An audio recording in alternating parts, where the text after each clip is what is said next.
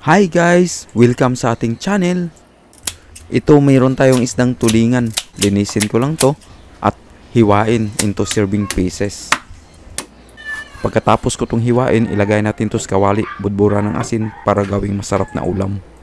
Samahan nyo akong lutuin to. Tara! Ang sunod natin gawin, hiwain lang natin itong mga spices. Itong sibuyas, balatan lang natin at i-slice. I-crush lang natin itong mga butil ng bawang. Ito namang luya, i-slice lang natin to. I-arrange lang natin itong mga hiniwang spices dito sa ibabaw ng isda. Napakasimpleng luto lang to ng tulingan guys. Kung hindi ka pa marunong, pwede mo itong gayahin ating recipe.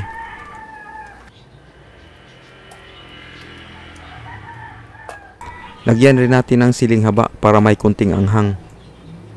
Gumamit rin tayo ng pamintang buo at dahon ng laurel. Timplahan na natin ang suka. Mas masarap to pag gumamit kayo ng coconut vinegar. Maglagay na rin tayo ng patis at vegetable oil. Kunting tubig na rin para may sauce tong ating recipe. Sa recipe natin hindi tayo gumamit ng all-purpose seasoning or MSG. Kunting sugar lang ang gamit natin para mabalanse ang timpla. Kung gustuhin yung gumamit ng MSG or all-purpose seasoning, pwede. Tinakpan lang natin to at inantay na kumulo ang sabaw. Pag kumulo ng sabaw, hinaan lang apoy, medium to low heat. At isimmer lang ng 15 minutes. Guys, kung nagustuhan nyo ang aming mga video, paki-subscribe naman dyan. Salamat! Para masundan tong ating niluto, ito na ang mga listahan ng mga ingredients. Paki-screenshot na lang. After 15 minutes, buksan lang natin to at ito'y luto na.